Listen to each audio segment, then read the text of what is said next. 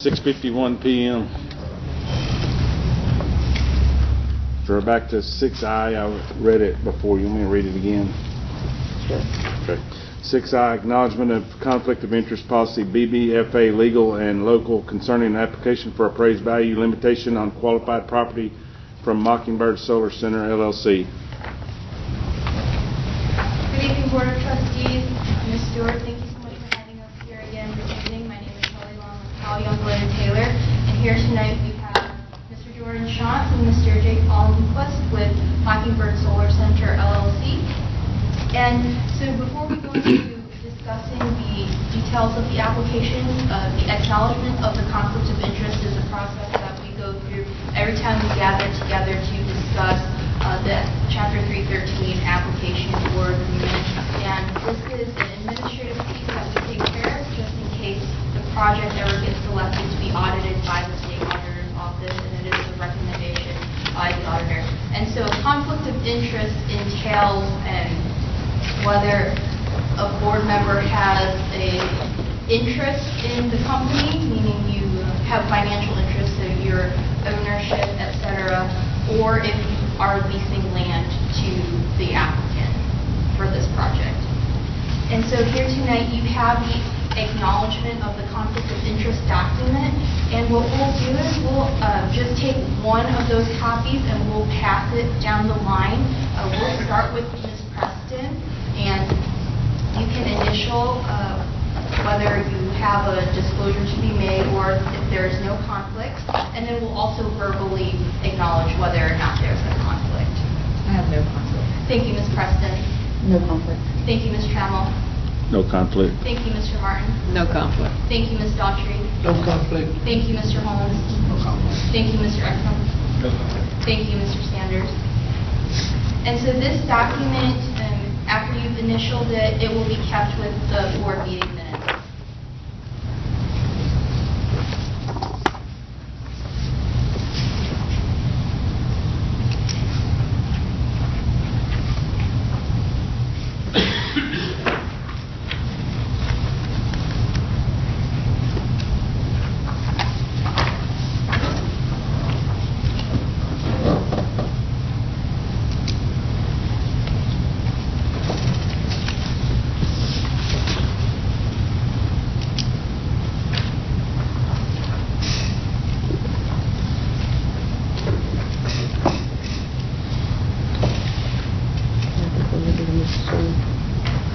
Is that everything on that item, agenda item? Okay, so this time we'll move to item 6J, discussion and possible action to accept an application for appraised value limitation on qualified property from Mockingbird Solar Center, LLC, pursuant to Texas Tax Code 313. Authorize the superintendent of schools to review the application for completeness and submit the application to the Texas Comptroller of Public Accounts, and authorize the superintendent of school to approve any request for extension of the deadline for board action beyond the 150-day board review period as may be required. So tonight we have a presentation that goes over the details of the application. You have a copy of the presentation in the packet, and you also have a bound copy of the application. And it's in a blue folder. And again, we have Mr. Jordan Shantz and Mr. Jake Almquist here tonight, and they're part of the Mockingbird Solar Center, LLC, or the applicant. They're here to represent them, and they can address any questions you have tonight regarding the project, the process of the development, or any questions about the land, etc. They're here to answer those questions for you.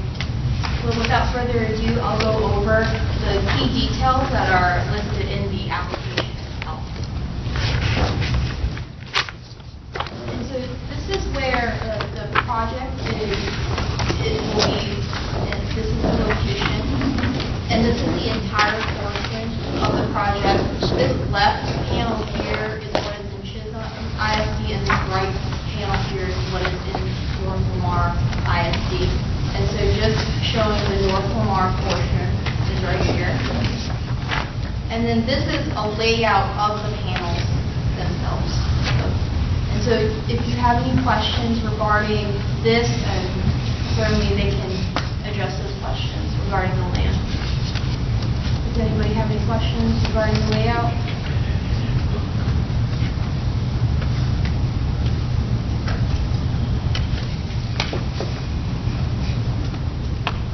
This is the reinvestment zone that the county will create, and this is the legal description of the property itself.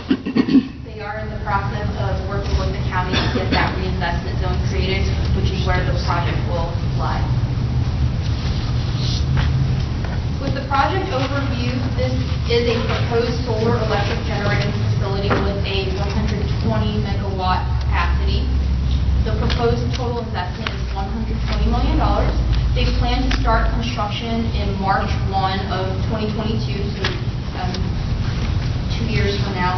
They anticipate that they will have 90 jobs to complete that construction, but after the completion of the construction, they're committing to creating one qualified job that would be there to maintain the facilities for this project. And the salary is $42,858. They will start the qualifying time period in January 1 of 2021, so the immediate following next year. And it's during this period and two complete tax years in which the applicant has to make their minimum qualified investment of $30 million.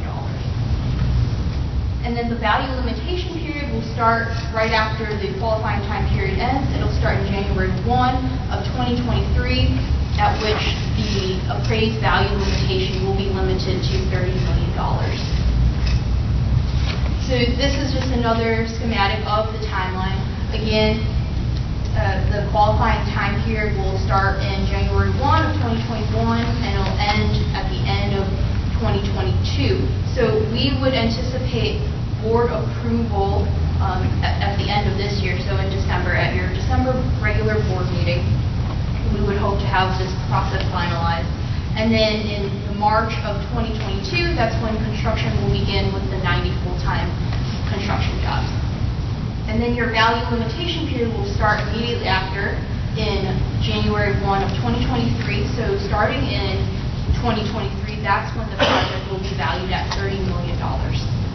It is a 10-year limitation period, so after 10 years, starting in January 1 of 2033, that's when the project will go back to its full value at that time, in 2033, which is estimated to be approximately $24 million. So this table here is a condensed table of what is in tab 14 of your packet. This is a 15-year projection here. In your board packet, it will have a 25-year projection, but just for the sake of discussion, I have a condensed table here. So in January, or in 2023, so year 1, that's when the value limitation period starts, and it will be valued at $30 million. Keep in mind that the taxable value for INS purposes is at $96 million. And then once the limitation period is over, we are in the maintained valuable presence period. So starting in year 11, it's going to go back to its full value at that time, which is approximately $24 million. And then it's held steady at that. Does anybody have questions regarding this projection? I mean, just because I don't understand.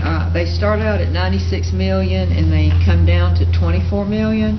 Yes. What happens to cause that? So the project value depreciates every year. Okay. And it's about 9%, gentlemen? Yes. The reason why there's the 96 million in the first year is due to when the property would be appraised in 2022. We would not have all of our qualified investment on the property at that time. So that would be what we intend on having on the property when the property is assessed. And then once we get into the first year of commercial operations, that's when it bumps up to the 98.4. And then there's a steady decrease over time, and that's it's a statutory formula that's used, and then it bottoms out at about 20%. And so that's where you get the $24 million threshold. Why does it go down? Just as the time goes on, the value depreciates. That's normal in The all project itself places. reduces in value. Equipment and stuff depreciates just like vehicles or anything else, the value depreciates. But it won't drop lower than 24 million. And gentlemen, do you have anything else to add regarding that depreciation? No, the formula that we used is from the county tax assessor, the consultant that they use to evaluate these properties. And the table shows generally about a 9% depreciation per year, which is within the guidelines of the tax assessor.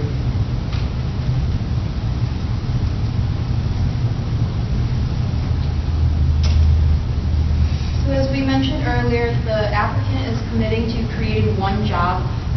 Statutorily, in rural areas, they must create 10 jobs. However, the district can waive this requirement if they make the finding that this minimum requirement exceeds the solar industry standards. And so they have submitted a request that the district waives this requirement, and it's in tab 12 of the application packet before you. And so this applicant is committed to creating one qualifying job.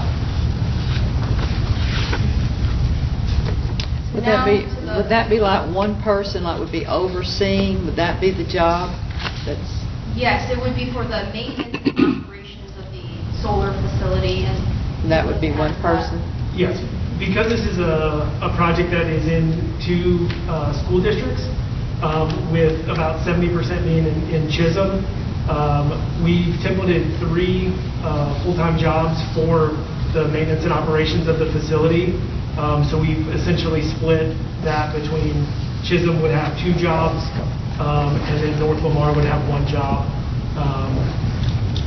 just so that they can oversee the maintenance and operations of the facility. Now, the energy that's created by these solar panels, and just tell me if I shouldn't be asking these questions right now, but because I've had so many people ask me this question, who is benefiting from the energy that is created by this solar field? I mean, where's this energy being stored? Where is it going? Where is it going to be used? So I'm relatively new to this role, so I'm trying to find out how the ERCOT grid works. But Is that what that is, the ERCOT grid? ERCOT is the Energy Reliability Council of Texas, which governs the grid in Texas, or most of Texas. A portion of this power would be sold via a power purchase agreement, either to a utility or to a corporate entity looking to purchase power at a certain price, and then the remainder of that power that is generated would then go to the grid to be sold.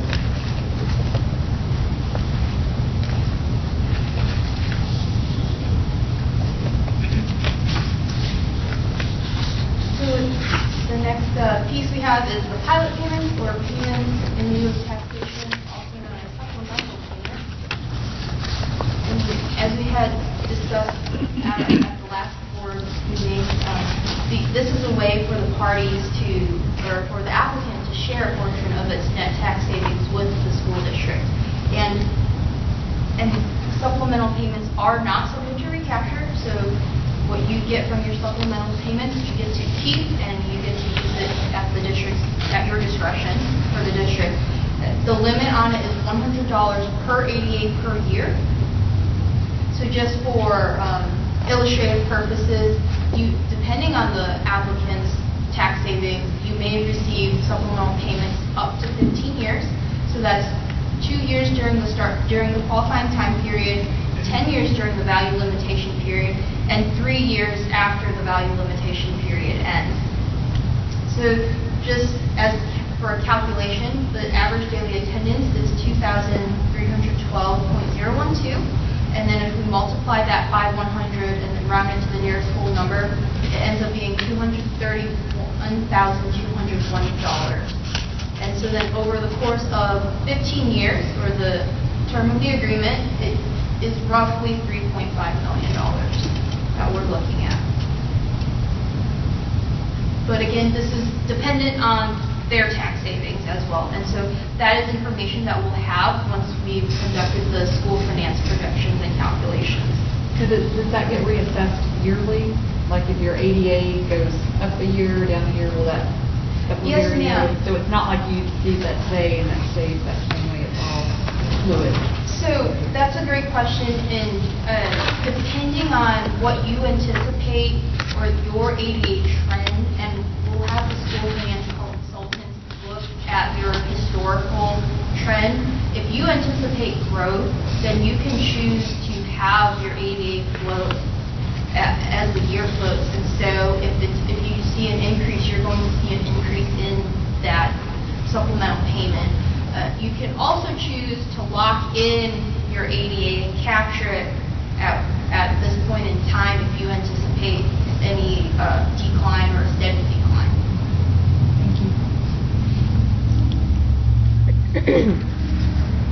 So the application timeline, this is where we are now in August of 2020. We're at the very first stages.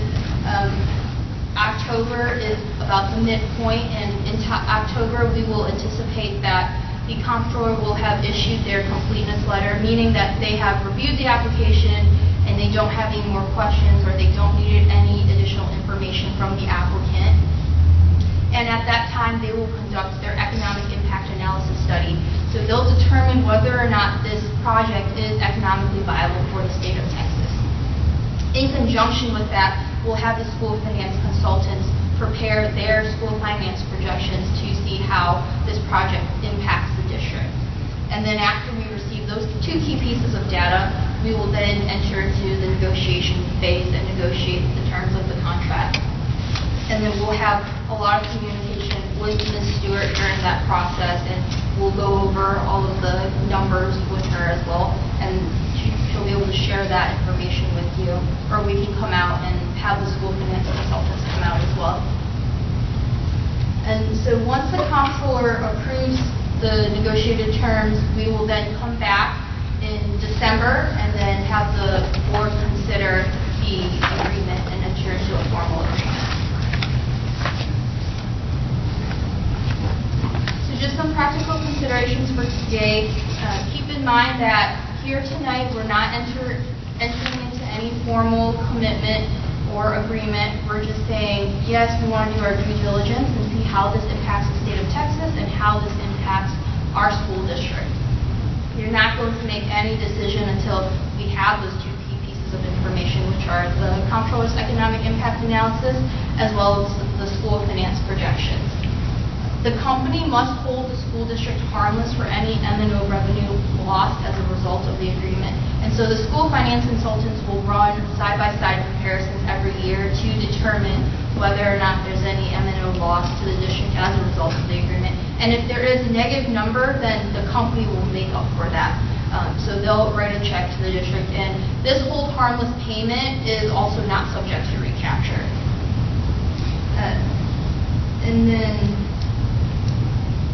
that concludes our presentation for this evening. If you have any questions, all of our contact information is here, and these gentlemen are here to answer any questions you may have about the project itself. I have a question for Jordan.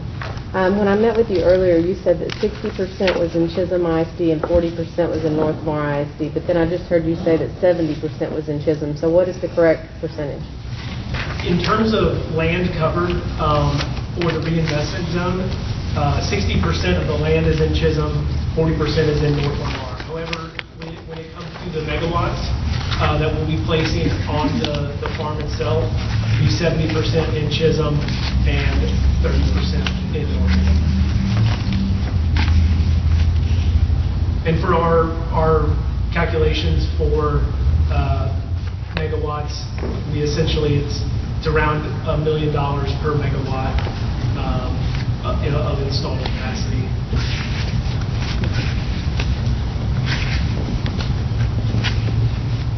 Is the school line, I mean, I'm looking at this map and I'm trying to understand. I see where Highway 82 goes through there, and the district line between Chisholm and North Lamar, where is that? 38 is right on the right-hand side of the shaded where it shows the panels. Okay. That's 38 right there. So the line is Highway 38? Is No, that ma'am. is that our school line? It is a line between parcels. Yeah, that's just the highway, just so you get a, it shows that the line is right here, but right there is 38, right there, and Brookston's down here. Okay. So, but right here, like in the middle of the meadow, Right. is where the district line is. Oh, okay. Okay. Okay. All right.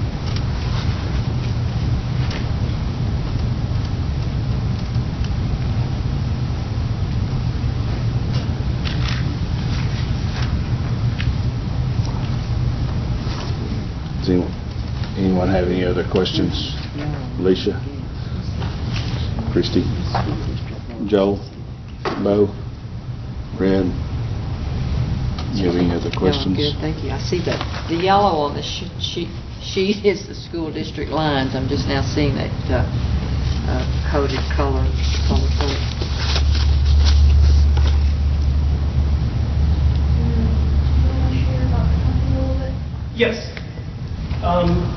So, Board of Trustees, I put together a presentation that you all should have. But I just wanted to discuss the company Orsted for a second.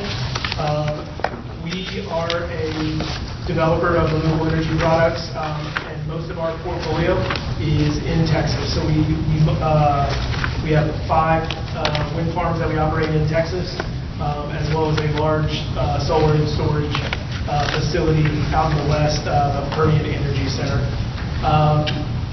So far in Texas, we have about $1.3 billion in investment in Texas alone, with about $500 million of total investment, estimated property taxes as well as landowner royalties. We are a large company with the capital, with a $42.6 billion market capitalization that has the financial wherewithal to not only develop the project, but then to maintain and oversee it over the course of its life, which we're templating for it to be a 30-year project in the county. We've created over 1,000 jobs in Texas alone, and then we have a larger footprint in North America, but our involvement in Texas is essentially our biggest portfolio. In terms of timeline, do you all have any questions on the timeline as it's laid out in the presentation? And then I can kind of discuss some of the environmental due diligence that is currently ongoing to ensure that the project is upkeeping with our high standards and best practices of the industry. So currently, to date, we've conducted an environmental site assessment, which essentially looks over the entire property, ensuring that there are no endangered species, that there are no fatal flaws if we were to develop this property, that it would cause undue harm to the environment. Additionally, we've conducted a wetland delineation to ensure that none of the waterways on the property would be damaged. In the winter of this year, we'll be conducting a hydrology survey to ensure that whatever we build on the site does not adversely impact the waterways on the project site as well as a geotechnical survey to make sure that when we do construct the project, that it isn't adversely affecting the rock and ground underneath, and that it will be a high standard of construction moving forward.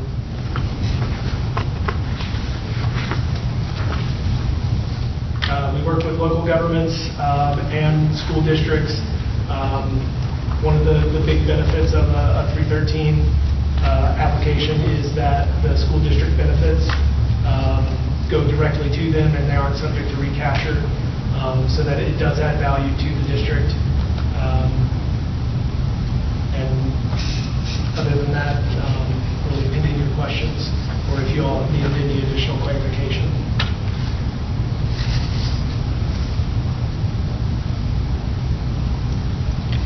Questions? Does the EPA ever come in and have issues with solar farms as much as they do wind farms? Because I know those big windmills create issues for birds and, you hear that all the time. So our operations and maintenance staff ensure that the site maintains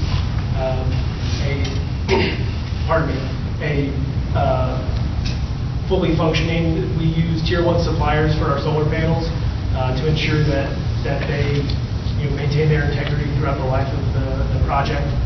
And the operations and maintenance staff that work the project would be able to get ahead of any issues if they're ever working. Is there energy emitted from those panels that, people have issues with as far as health issues? No, ma'am. And that's proven fact. In terms of energy emitted, no, ma'am.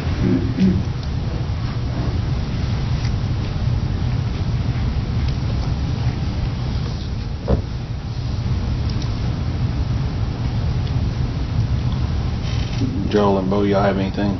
Red? No. Sheila, you good? Okay, thank you. So, we need a motion to approve Possible the action application. to accept an application, yes. Okay. So we need a motion to accept the application made by Red, seconded by Joel. Is there any discussion? All in favor, raise your right hand. Opposed, same sign. Motion carries 7-0. Thank you. Appreciate y'all being here. Thank you.